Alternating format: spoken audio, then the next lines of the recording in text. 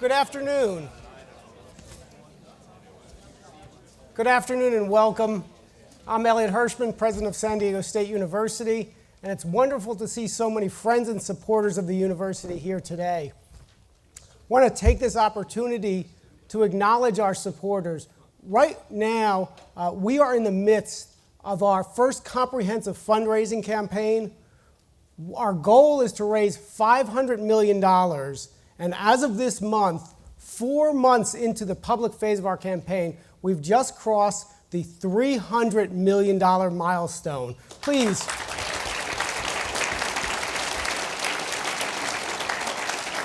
Thank you. It's a tribute to all of our supporters, our donors, and all of our faculty, staff, and students. Ideas are the lifeblood of this university. We create them, we share them, we bring them together sometimes in unusual ways. And the purpose of this lecture series is to provide an opportunity for a societal leader to share his or her ideas with us. And I can't think of a better person than Paul Jacobs to kick off the inaugural event in this series. Paul received his bachelor's, master's, and PhD degrees in electrical engineering from UC Berkeley. While there, he was a member of both Phi Beta Kappa, the Liberal Arts Honor Society, and Tau Beta Pi, the Engineering Honor Society. For students here today, I think what you should understand is he was a very, very good student. He has held positions of increasing responsibility, beginning in 1990 as a development engineer, and over a 15-year period moving up to CEO, and then in 2009, becoming chairman and CEO. As chairman and CEO, Paul has both operational and strategic responsibility for a company that employs over 18,000 people in San Diego and worldwide. Paul's central role, and he and I were just discussing this with some of our students, is as a developer and a thought leader in the mobile technology revolution that he'll talk about today. After his remarks, Paul has very graciously agreed to entertain questions in a question and answer session that will be moderated by Provost Marlin. And then after that, Coach Fisher is going to come up and ask him some more questions. Now, I don't know exactly what Coach has in mind, but I did say earlier that we bring ideas together, sometimes in strange and unusual ways, so we'll see how that all takes place. We're honored to have Paul here today. On a personal note, he's an extraordinarily kind and generous person, and I've really enjoyed getting to know him during my time here in San Diego. Please join me in welcoming Paul Jacobs. Welcome. Thank you.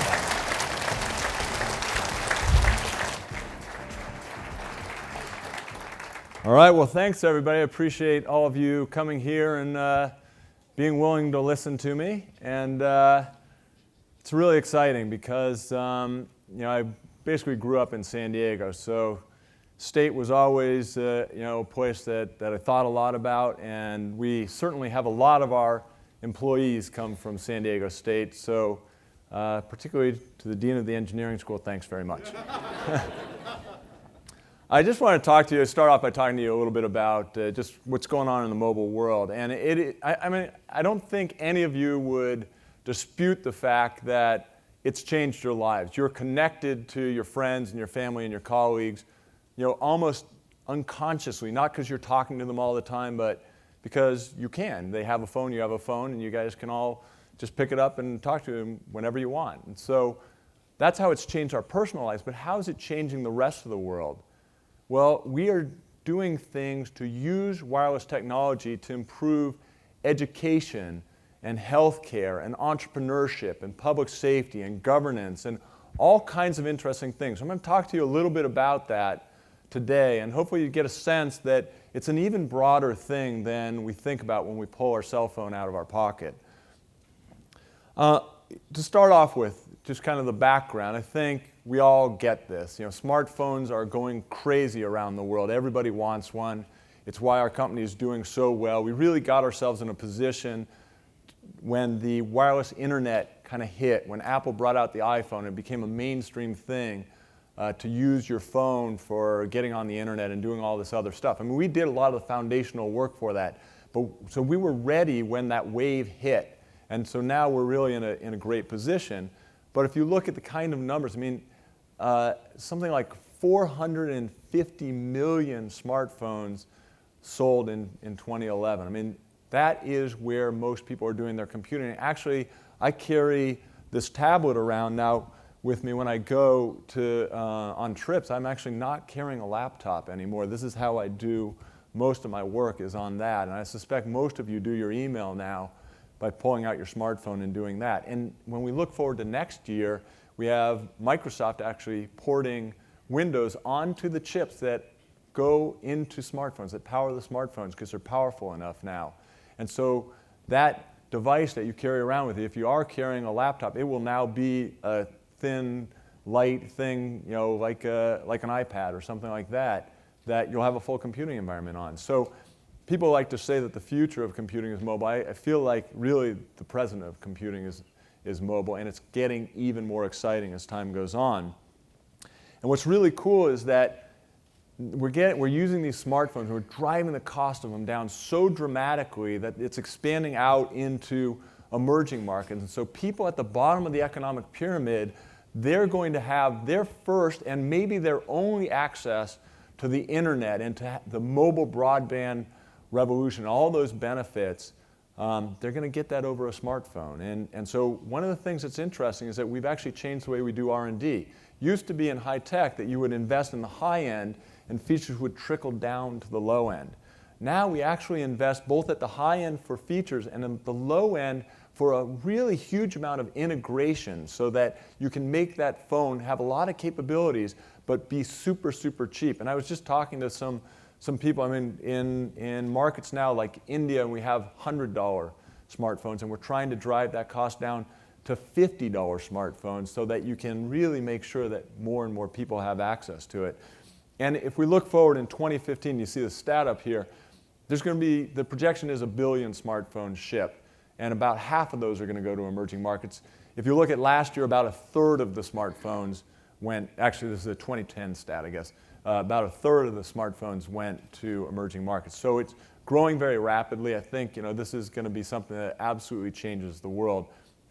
And I have a little video to show you that just kind of talks about the impact of mobility on people from various different parts of the world. So I roll that now.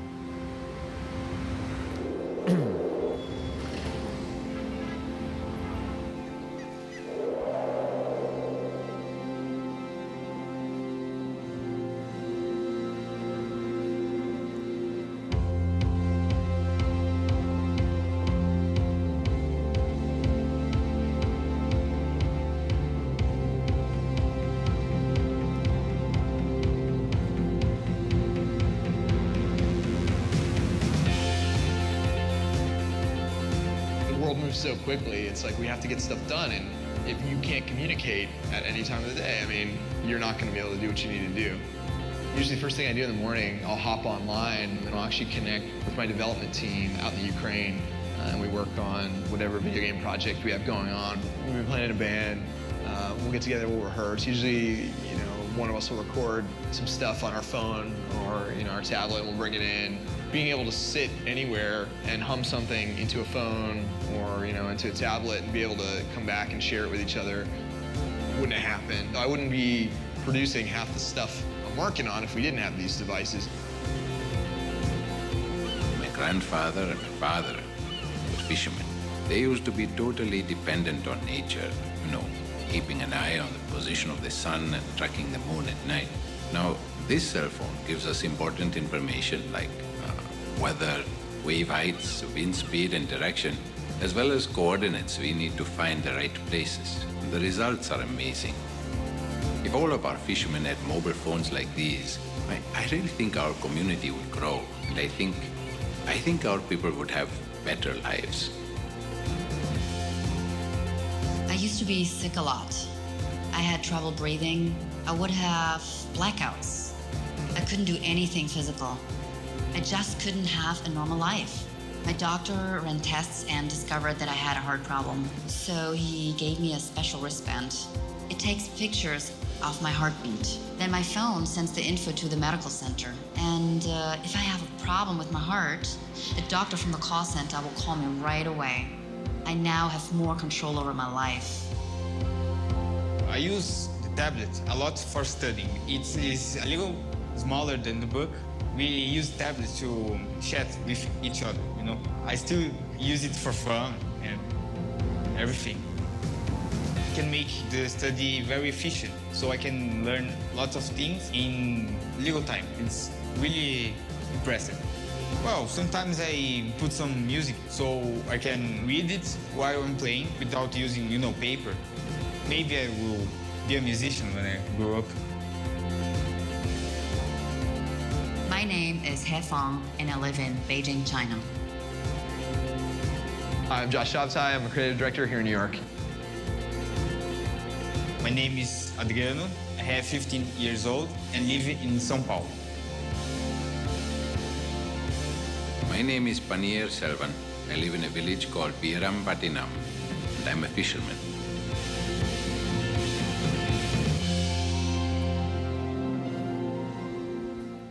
So anyway, isn't that cool? And actually, if you're interested in learning any more about the people that are in there, we have other information on the Qualcomm website. And one of the things that we're doing to kind of help improve people's standard of living and quality of life around the world is we have a project called Wireless Reach, and you can see the statistics, 73 projects in 31 countries. And it's all about the stuff that I talked about when I started. So we do projects in education, in healthcare, entrepreneurship, environment, public safety, and so forth. Some of the images on here, I'll just talk about maybe the first one, is a project called Project Connect, where we actually gave smartphones with algebra curriculum on them to students, and they scored 30% higher in a standardized test because than another class that didn't have the smartphones, from the same teacher, by the way, because the kids actually interacted with each other. So one kid would figure out how to solve a problem, and they'd share the information with the others, which used to be called cheating, I think, but now it's called networking. No, but seriously, actually, it really, really made a difference because the kids were so much more engaged learning from each other. And then also it was interesting because the parents could communicate with the teachers and so forth without kind of this high bar of, oh, I got to go in and see your teacher about something. And so it was really interesting. The project expanded, and we've got a ton of different projects. Really proud of some of the ones in healthcare where, in Peru, we've been supporting this clinic where they do cleft palate surgery, and the teams come in every so often to do the surgery, but they don't stay there. It's in a remote area, so they then have to do the speech therapy as a follow-up. They do that over video, so it's just like projects like that. I mean, it really makes you feel good. It's something that we use to inspire everybody at Qualcomm to feel like, if you have an idea, it goes out there and impacts the world in a really, really positive way. And people like to feel that when they're working, that their stuff is making a difference. One area where we really feel like we can make a difference, where wireless can be an enabling technology and a transformative technology, is in healthcare. And I think everybody knows, healthcare is such a big issue in the world today in terms of both the number of people who have access to healthcare and the affordability of healthcare. And in many countries, the population's aging, the doctors are aging at the same time. So, people who need more care, an aging population, have fewer doctors. So we need to make the doctors more productive. We need to improve people's wellness. And one way to do it is by being connected all the time.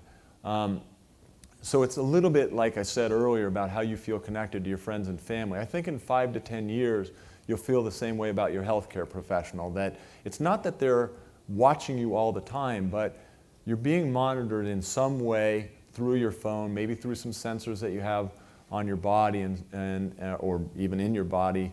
And if something goes wrong, the doctor can find out, or your healthcare professional can find out. And so there's a number of things on here that are really futuristic. There's one thing that looks like a little watch, and it actually does the kind of measurements that you would normally get in an intensive care unit. So if you can imagine now, that's now mobile. So the cost savings there are incredibly dramatic. And I really have some interesting anecdotes. In India, we're doing things with mobile network operators where they've actually reduced the cost of getting a consultation with a doctor by 10x. So it used to be $10 to go see the doctor, now it's $1 to have a consultation over the phone with the doctor.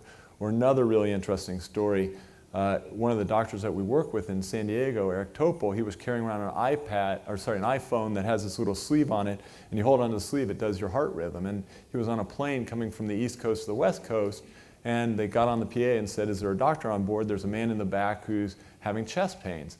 And he was able to take this thing and diagnose that the guy had had a heart attack, so they landed the plane and treated him. I mean, it's just amazing, amazing stuff that's going on. And so one of the ways that we're really trying to push this, and I don't know how many of you have heard of the X Prize, that, you know, the first X Prize was about launching a spaceship into suborbital flight twice in 2 days or a week or something like that, a short period of time. Anyway, so they did other X Prizes, and so we're doing one called the Tricorder X Prize. So all of you Star Trek fans, I know there's engineers here, so. So we have a $10 million prize. There's 60 teams that have signed up so far, and we just announced it at CES. So last month, or no, this month, I guess, we just announced it. And the idea is that you will build, or these teams will build a device that uses all these interesting sensors, but it will diagnose 15 diseases better than the panel of doctors can. So it's both about sensors, it's about connectivity, it's about artificial intelligence. It's bringing all these things together to have a thing that you could actually use to diagnose disease. So this is a really interesting thing. It's one of the things that we try to do at the company is be a catalyst. Get out there, put a vision out there and say, okay, everybody, let's try and go here. And putting a prize out there is always a great way to catalyze things. Another area that's really interesting, I find that where wireless is enabling technology is what we'll call the Internet of Everything. And people used to call it the Internet of Things. We said, you know, we really believe essentially everything around us is going to be connected, whether it's the screens here, the microphones, the speakers, a cash register in a store, each of us to each other in ways where we're offering information to each other. It always blows me away when I have a slide up that has a washing machine on it. Never thought that a Qualcomm slide would be talking about washing machines, but you know, if you think about it, it'd be very interesting to have the washing machine connected. So when you get home, the washer can start, it can dry, and then right when you get home, it's there. You take it out and fold it so it doesn't have wrinkles, or you know, or just for things like managing energy consumption so that it runs at the right time of the day instead of the wrong time of the day. But anyways, we're going to see wireless go into all sorts of things around us. It's a very, very large market. It's also quite price sensitive, so you got to spend a lot of time investing in R&D to actually make that work. But that actually transforms now the world into something that's kind of a new vision for us, which is, we'll call in shorthand the digital sixth sense, which is the notion that there will be all these things in the world around us that can be connected. And what does the phone do in the middle of that? Well, the phone is a sensor for you to tell you what it is that's around you that you might want to interact with. And it's a remote control to let you actually do things with that. So I might want to just flick a photograph from my phone onto that screen over there or onto your screen. Or I might want to use my phone to look through the camera using what's called augmented reality at a sign. Maybe it's in a foreign language and it translates the sign into English and it makes it tappable so I can actually interact with it. We had this really cool thing happen at CES with Sesame Street where they brought up a toy set and they put the Bert and Ernie down and you looked at it through the tablet and they came to life and started talking to the kids and teaching them things and telling them to interact with it. And so this notion that we will merge the cyberspace world that's kind of is around us, but we don't perceive it directly, with the physical world that we perceive directly. And in the phone, in the image of your phone or your tablet, we'll merge these virtual objects and real objects together. We'll have the ability to look at a thing that might not have a user interface and see it in the screen and actually interact with it. And it doesn't all have to be around the screen. I mean, it's just, the phone may just beep. People used to say when we put GPS in the phone that I'll walk by McDonald's and McDonald's will send me a coupon when I walk by. And I said, that's not going to work because I don't want McDonald's knowing where I am all the time. so they can tell when I'm right there to send me a coupon. But imagine if the McDonald's was beaming out something. When I walked through it, my phone just detected. And if I was hungry and I liked McDonald's, it would tell me, hey, you can go in there, they got an offer for you. But if I didn't, and I don't, just walk on by, nothing would happen. I'm sure somebody from McDonald's will come after me soon. I'm sorry, I love you guys. Please wirelessly enable McDonald's. But anyway, so this really interesting opportunity for the phone to sort of have a new place in people's lives, and it has a very central place in our life. And that kind of goes to some lessons I just wanted to talk about how the company has evolved and sort of how my philosophy of leading the company, which really is about articulating a vision for where people can go. And the reason is because we're not a hierarchical company, meaning that I don't go and say, you do that right now. I mean, every once in a while stuff like that happens, but it's very, very rare that I run the company that way. I'm much more about saying, here's the direction that we're all going to head, and people then, they're all smart people, and they figure out how to make their stuff work within that vision. And because they own what they do, then it's not passing the buck. They don't say, oh, Paul told me to do that. It's his fault that this doesn't work. No, everybody owns these things themselves. And so the vision of the company has been a really important thing, much more than, say, a strategic plan, which kind of says, okay, well, I'm going to do this, this, this. It's much more about this vision. And so maybe just a little history of the company. When the company started, it was 7 people who had come from a previous company that my father had started called Linkabit. And Linkabit used digital communications theory. These people were all the experts in the world on digital communications theory. And at Linkabit, they used it for very high-cost applications, so space and military applications. But Moore's Law came along and lowered the cost of computation so that we could use digital communications theory for commercial and consumer applications. And so that thought and the idea of just exploiting digital communications theory was the initial thing at Qualcomm. They didn't actually have products in mind. They just knew they had an expertise that they could apply to a bunch of different areas. One of the areas turned out to be cellular and CDMA. And what happened there was they were actually building a system for satellites because they had been building these space systems in the past. First product was a satellite messaging system for long-haul trucks, actually. Anyway, so they're driving down the freeway and they realized CDMA has this problem called the near-far problem. It's basically akin to somebody shouting so loud that you can't hear somebody else talking. And they realized, if we just make it work to a cell site, because cell sites are little antennas all over the place, if we do that, this will actually solve this near-far problem. And so then, once they realized it, one of the guys so it was my father and another engineer, Klein Gilhausen, in the car, and Klein came back and wrote this paper, which we have in the museum at Qualcomm, where he calculates the capacity of the system. He says, and if this is even close to right, this could be an interesting business opportunity. Truer words were never said. Anyway, so we then had this big battle because the industry was headed one way, we were headed another way. So the vision of the company really was about this technology. How are we going to drive this technology into the market? I mean, we believed so passionately that this was like the technology that was going to win over the world. And fortunately, it turned out that way. But it was really just such a focus that people used to say, oh, we were on a holy war or something like that. And it really created hard times for us with some segments of the industry. People really disliked us because they had their plans, and here we came along as a disruptor with this new technology. In any case, one of the things that happened with CDMA was that it was a digital system, and we could carry data over it. And we had some guys, actually a large number of the people were involved in the early days of the internet. And one of the engineers built a thing that allowed the internet protocols to run over the phone. And it really made me think a lot about it, because I was running the program that did the voice part of the system, and the voice part was actually a data thing. It actually encoded your voice, sent it over as data, and then decoded your voice. And so I was always thinking about the radio as just a bearer for data. And when this guy came and said, hey, we can do the internet protocols, I got really excited about that, and it sort of shaped the rest of my career of just thinking about what applications we could do. But we got the whole company sort of behind this notion that anything that made wireless data good was good for us. And so we didn't have to think a lot and strategize a lot about, like, if an opportunity came up, how do we tweak it this way and that way to be good for us? We just said, if it's good for wireless data, it's good for Qualcomm, drive, drive, drive. And that was really helpful for us, and I think was a big part of our success. And the fact that CDMA phones had the internet in them from the very earliest days, very first commercial phones had some internet protocols and enabled all these things that we have today.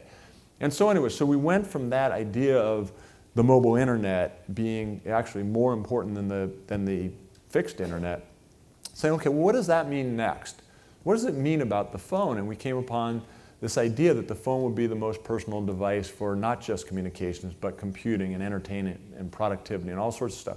And we spent 15 years just putting more and more stuff into the phone. And you probably remember the times when people used to say, God, this phone has so many features, I don't know how to use them all. And you know, I have to say thanks to Steve Jobs for making it easy for people to use, because that was actually starting to be a problem. And we were working on it too, but you know, those guys just really popularized it very, very well. So anyway, so we were working on this idea and just putting all sorts of stuff, computing in there, and now we have, you know, gigahertz and a half processors, and there's going to be 2 cores and 4 cores and just all sorts of stuff. You know, GPS goes in there, and now we just support the Russian location system in there, and audio, video, and just, I mean, anything you can think of. We were just pushing more and more technology into the phone. But you know what the issue is, that everybody gets that now.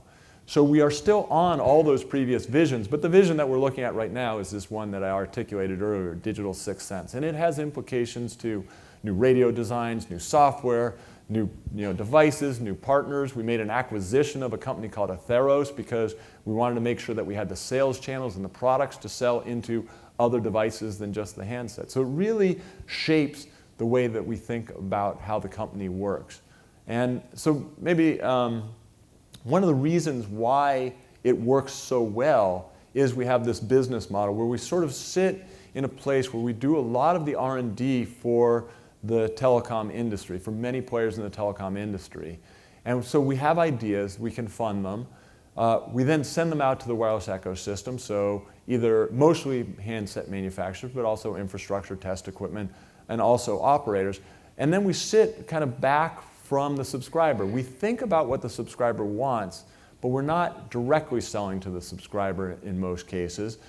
Those people pay their money to the handset manufacturer or the wireless operator, and then that money comes back to Qualcomm because we sell chips or we license technology. And the nice thing about the business model is that it's very synergistic. Selling chips and licensing technology is great because the licensing business allows us to invest very early on, much ahead of a market opportunity. We create a patent portfolio and we license it. But the chip business is what makes it valuable, because if you have an idea and nobody uses it, you can't license it for very much. So that helps out a lot. And so there's very much synergy. The chip business gets ideas a little earlier. The licensing business gets a path to market. And so the business model has just worked out wonderfully over time. Really happy with the way that's worked. And I thought maybe I'd kind of close by just talking a little bit about leadership principles. And we tried to make the font a little bit bigger. I know it's kind of small.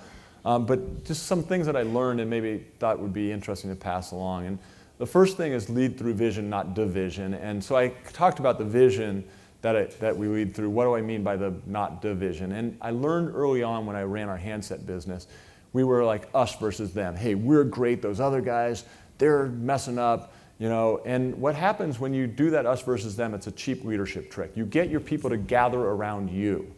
But what you find is that people model their behavior after the leader. So if I'm saying us versus them, all of a sudden the engineers were doing us versus them against the sales guys, and the marketing guys against the finance guys, and everything splits up underneath you. So it fragments if you lead with division. If you lead with vision, it brings people together, and so that's what I meant by that. A compass is more valuable than a map. What do I mean? Well, I talked about vision versus strategic plans. A compass is a thing that tells you where to go, and a map tells you, kind of go here, turn here, do this. you get to a river, the bridge is out, you have a map, you're not sure what to do. You have a compass, you go, okay, this is how I get around. So you need to know where you're headed so when you hit an obstacle, you can reorient it. You can have multiple paths to the end goal. And actually causing things to be too set in stone makes you less flexible. You can't adapt to changing conditions. And so I feel really strongly that, again, going back to this vision thing, it's really important to say, this is where we're going, not this is how we're going there necessarily. The next thing is a saying that I love, which is the best way to predict the future is to invent it, and the status quo is not okay.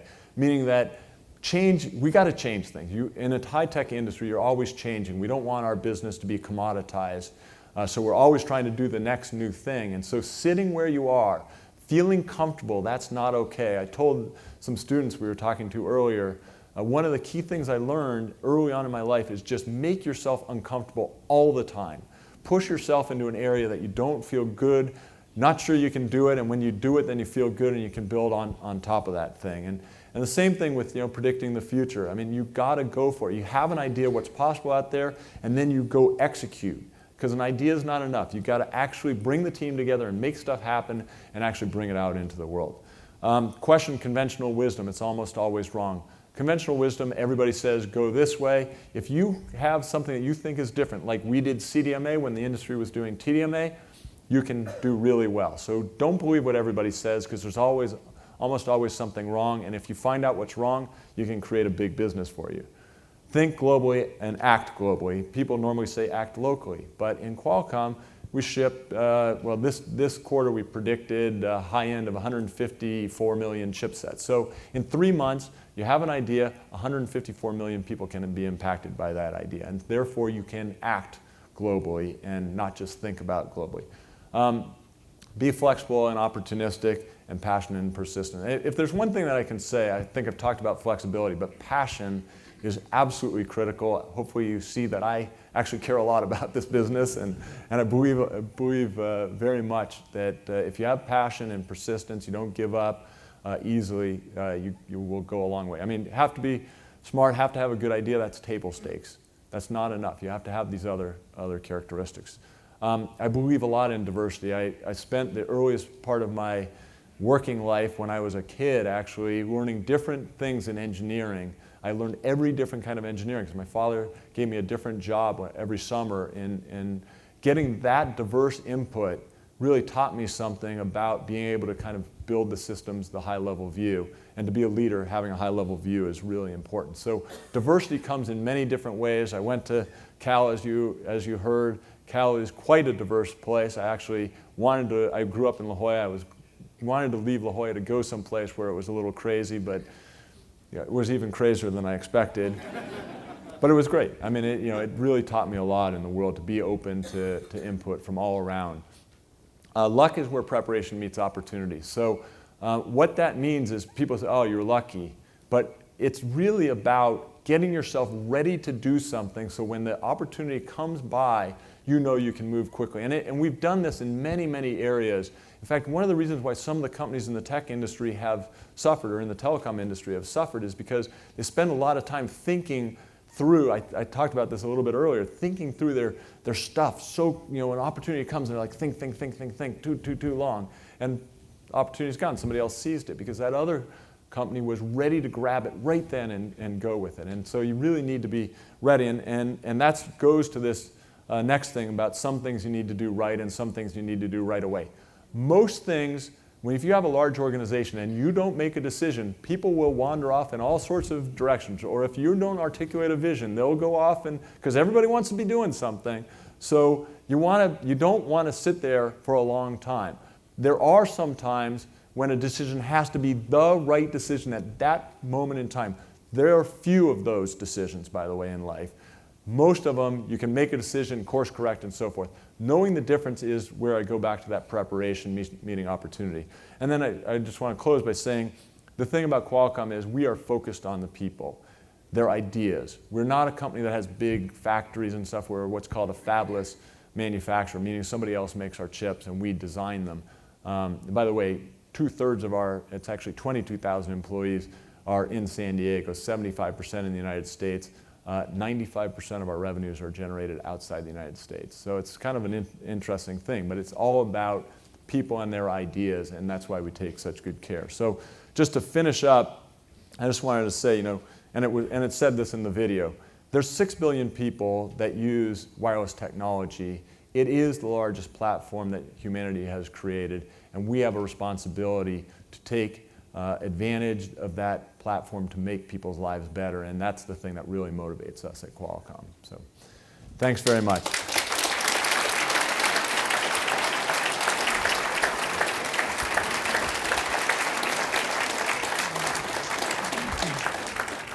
Thank you so much. You mentioned your passion for this. That certainly came through, and you're mentioning you inspire your employees by showing you're making a difference, and I think that also came through in your talk. So again, thank you for a very thought-provoking and inspirational presentation. We're now going to go to the question and answer session. There are 2 mics in the aisle here. I'd ask that people would line up, and we want to have questions, not speeches. We want questions. So if you would ask your question, introduce yourself, ask your question briefly, and what I'm going to do is alternate between the first and second mic. So we'll start with the person at the first mic there. Oh my goodness, I'm first. Do I get a free cell phone? My name is Carlos Nunez. I'm the Chief Medical Officer at Care Fusion, one of your neighbors up in, well, I would guess it's not North County, but up near the Split there. Yep. And like you, I'm a physician and a technologist, so like you, I believe in a lot of the vision that you articulated around the future of healthcare. President Obama last week had his State of the Union address, and like you, he also referenced Steve Jobs and the question about regulations. And one thing about the consumer devices in the healthcare space, like Wi-Fi enabled scales and wireless sensors, which we have and you can buy today, is that when they're used by individuals, they don't fall under the FDA scrutiny for regulation. When we're going to use them in the way we think we should, where they communicate with physicians and they're used for diagnosing diseases, now they fall under the scrutiny of the FDA, and the industry has not advanced as fast as it could have because of that, I think. And I just want to know what your thoughts were around that. I mean, I agree 100%. I mean, the regulatory burden, particularly in the developed world, is very high. There's crazy things like you have a wireless sensor that will talk to the cell phone, standard cell phone, but because a wireless sensor is talking to it, now it's a medical device. And we actually just came out with a product which is literally a cell phone you plug into the wall that's FDA approved that the medical device can talk to, because that was the only way we could get around the regulations. So what's going to happen, I think, is that in the developed markets, things will be start off driven by wellness. We'll do a lot of the groundwork to kind of get things through the FDA channels. And then I think a lot of the innovation is actually going to happen in the developing world, and we're already starting to see it happen now. So, I mean, it's a little sad that it's happening that way. I do feel good, though. There are some stuff around the reimbursement side, which was another issue that I was worried about. So there's, as part of the healthcare law that was passed, there's now a fund for doing trials that if you can prove good outcomes and cost savings, then it's an administrative procedure to then allow reimbursement for new kinds of treatments, whereas it used to be a vote on the Hill and it got very politicized. So there are some positive things going on, but I do believe that some of these issues about the regulatory burden, the time that it takes to get through the process, really is going to slow down kind of the adoption of some of these technologies in the developed world. Okay, but we'll keep working on it. Encourage people to line up at the mics. While we're waiting, let me just ask, I heard you were in Davos, Yep. the meeting last week, which I'm sure was dominated by Eurozone economic problems, Exactly. But I wonder to what extent technology was a part of those discussions. Technology is always, because they have various governors meetings, and so it's the CEOs of a bunch of companies get together. Usually policymakers come to some parts of them as well. And so people do have lots of discussions about sort of what are the issues both in technology and how technology can impact the world. I was on a healthcare panel, for example, and by the way, there was an FDA commissioner on the panel as well, and we were talking about what can technology do to improve the state of the world. And so people are focused on it. I actually go to an event the last night called the Nerds Dinner, which is always fun. And people like Tim Berners-Lee, who invented the World Wide Web, is there, but Francis Collins head of the NIH was there too. And by the way, he plays a mean guitar. So anyway, so people are getting together. They are trying to kind of bring policymakers, regulators, politicians, and technologists and business people together there.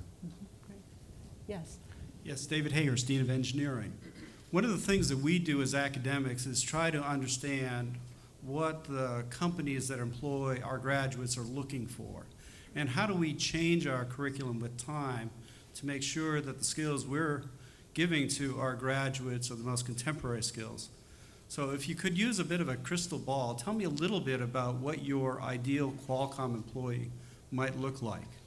Well, that's hard because I got a lot of different skill sets in there, but I think there's something that unifies people. It goes to some of those things I talked about earlier. I mean, you want somebody that's curious, that's open to input. Obviously, you want people who are hard workers and smart people. That kind of goes without saying. But people who get very passionate about what they're doing.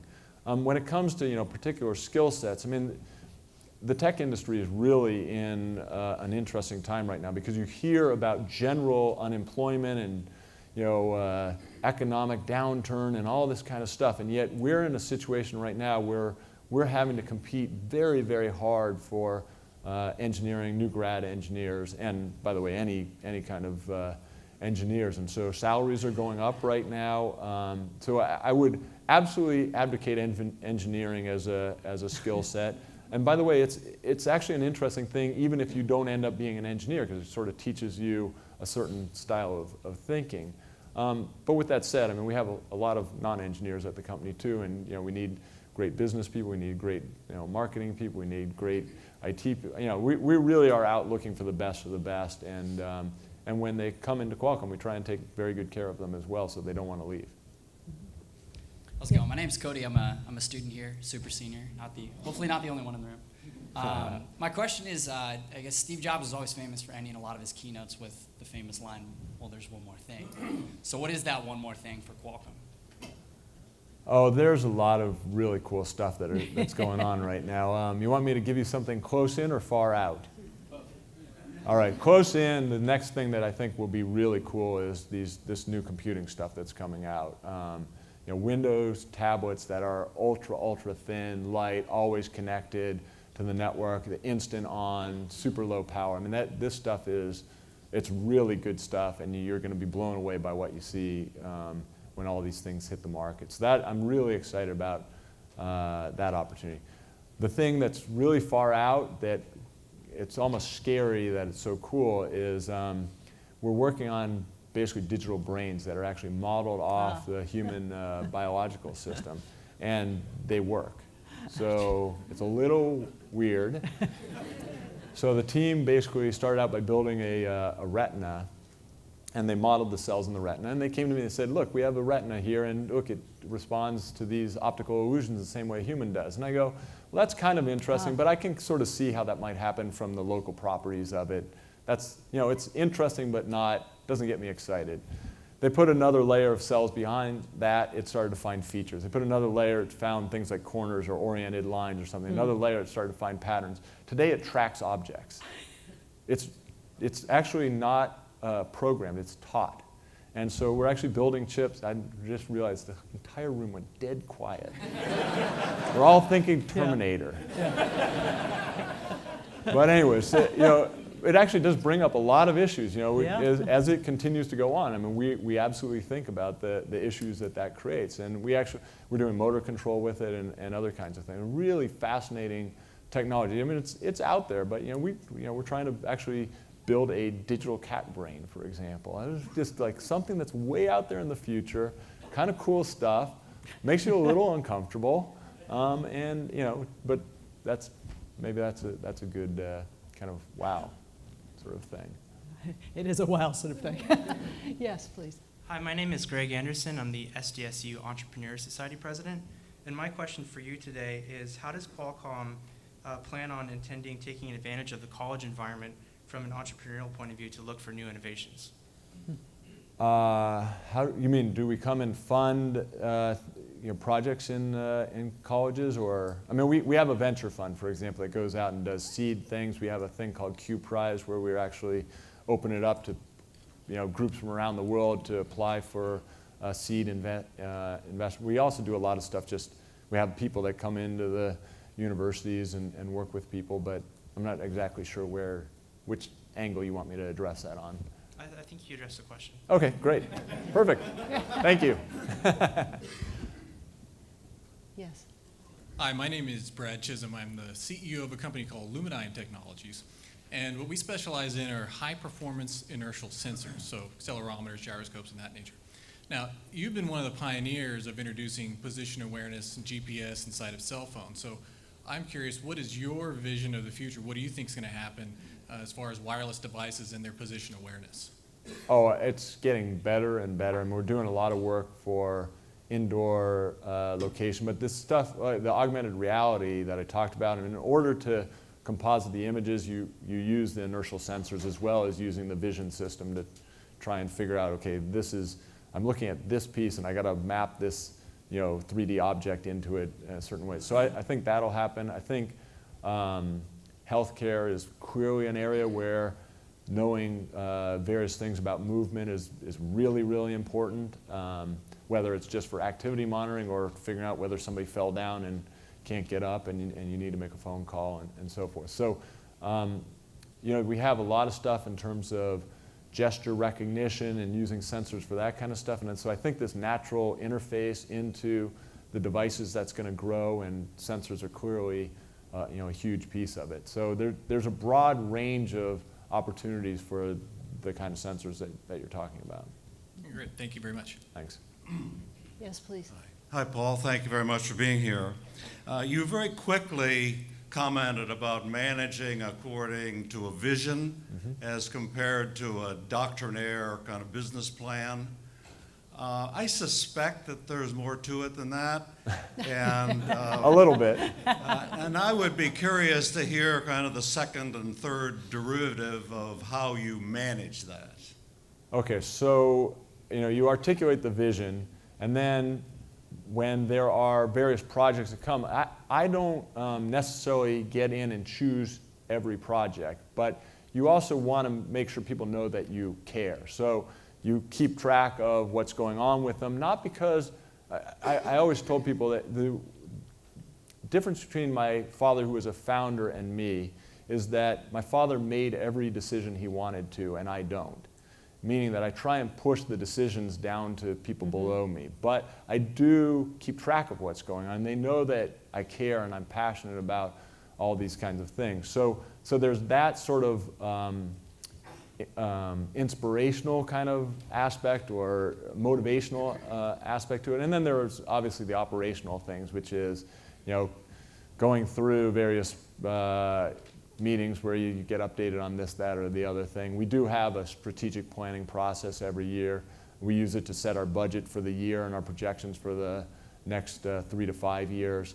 And but the thing is that those strat plans actually change. They're pretty malleable. I mean, they change throughout the year. So we actually always get together as an executive team, probably once a month, and kind of talk through the big strategic issues and what we're doing from a tactical level to go address those things. But I really do try and not dictate to people. It's very, very rare that I'll come in and say, I don't want you to do that you were doing. I want you to do this. And it's kind of the right versus right away thing.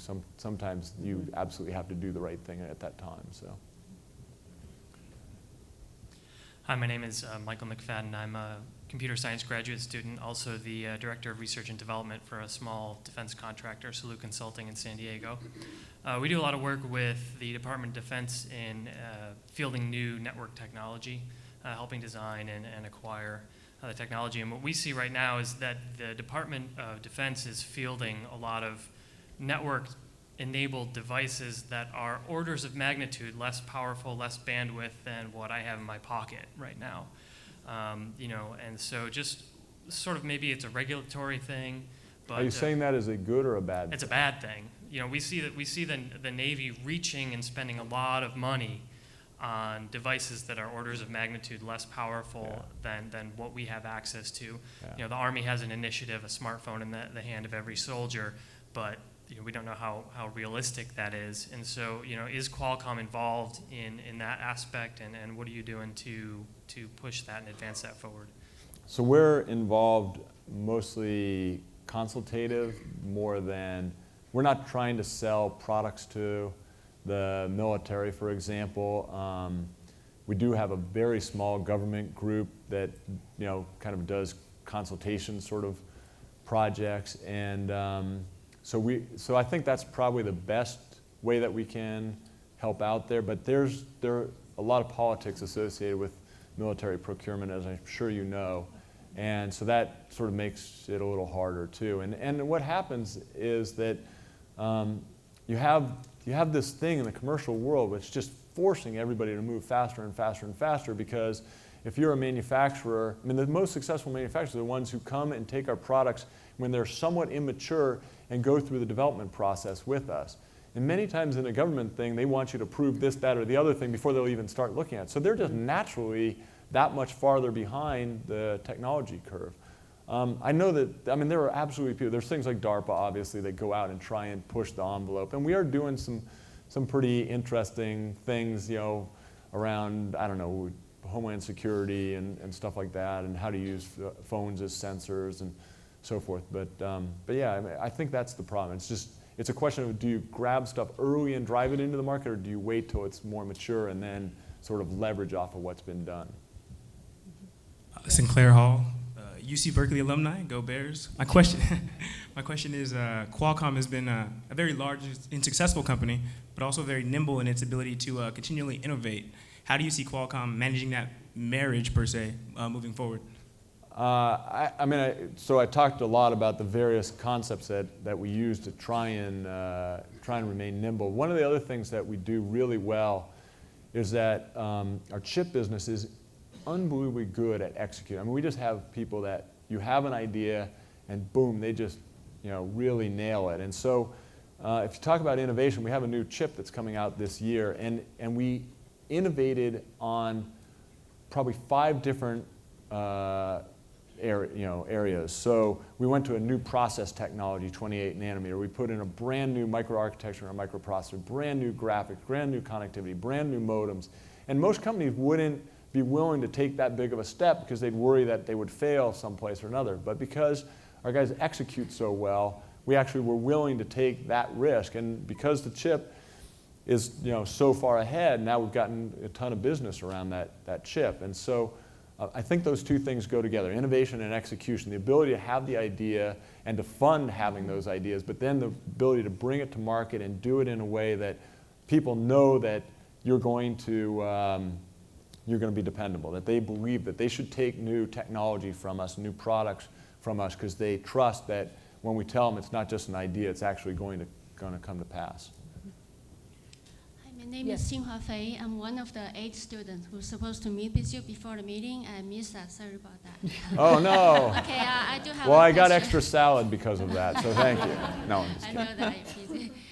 I do have a question. Has Qualcomm ever developed or have planned to develop a RAID flash file system for your chip? Because you're talking about low power consumption a lot, and it's one of the good features of flash memory. So I'm thinking about if it's one of the requirements or in the future you're going to do. Because I'm working on that for my master's thesis. I want to have some kind of application, not just for pure academic stuff. Did you say a RAID flash file RAID. system? Yeah, RAID flash file system. RAID? For raw flash memory. We have, I'm not sure I know exactly what point you're asking, because we do build a file system for it.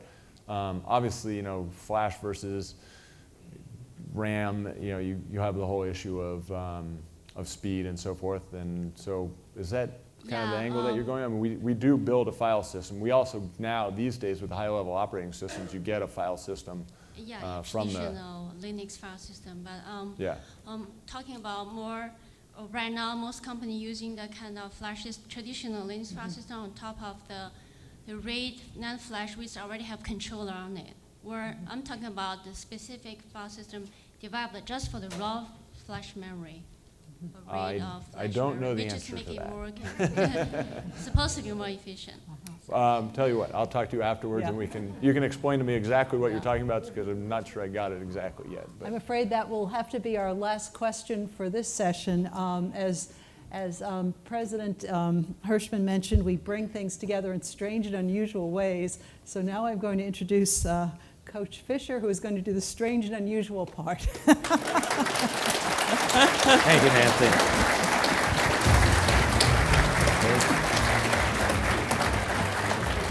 I have been called a lot, and strange and unusual is one of them.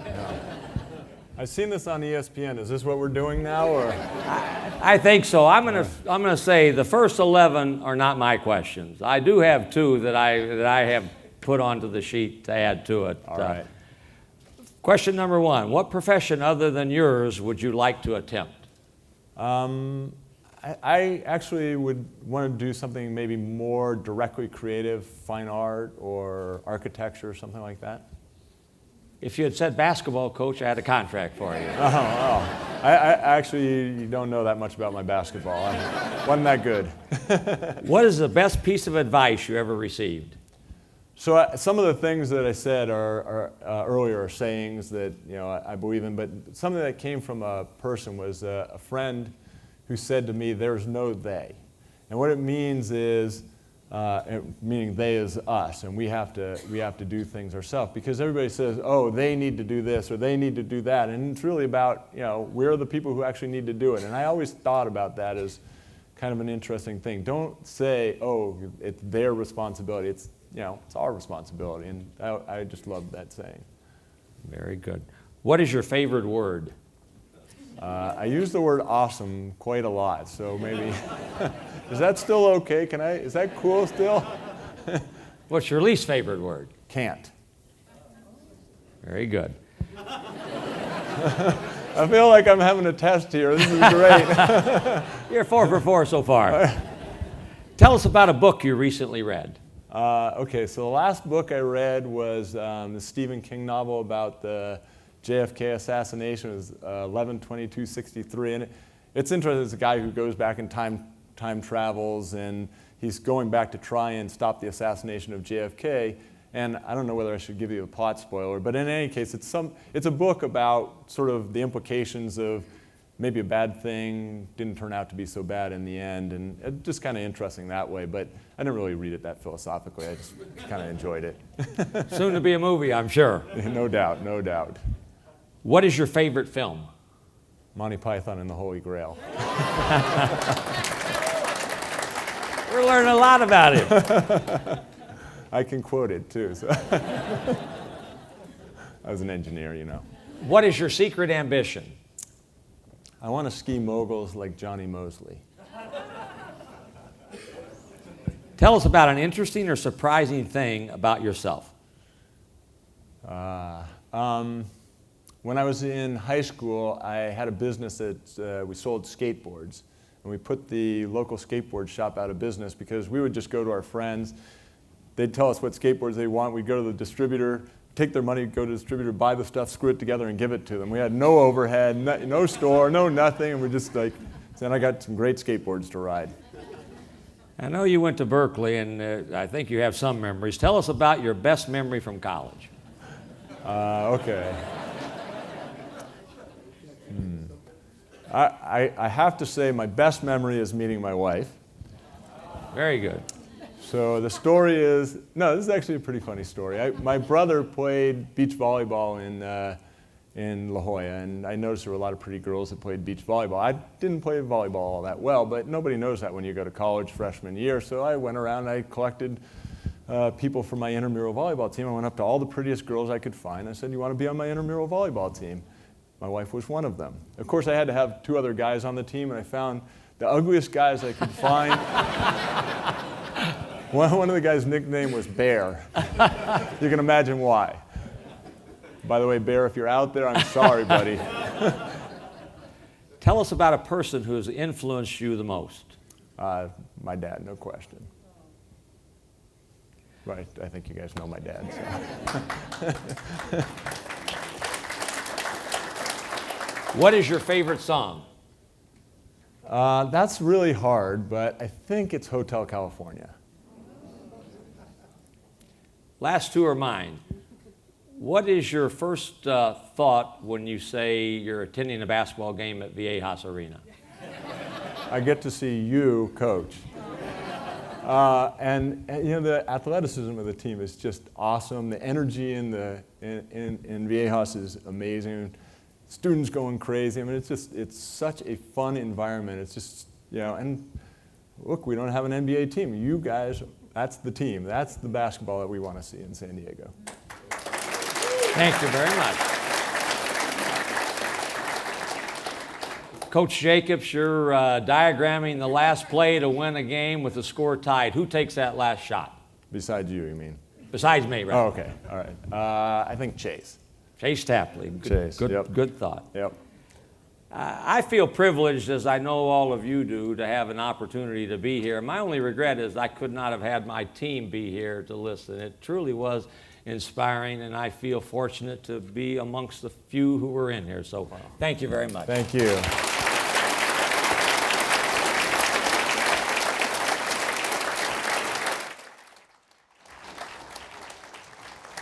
Please join me in thanking Paul, Provost Marlin, and Coach for their participation.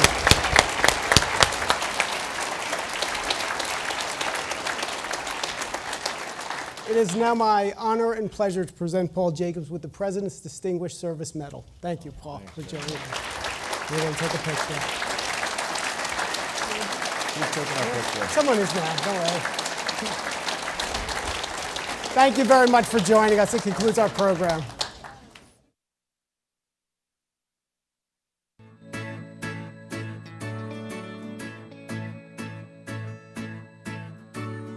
Who's that girl, the one that I remember? Who was she?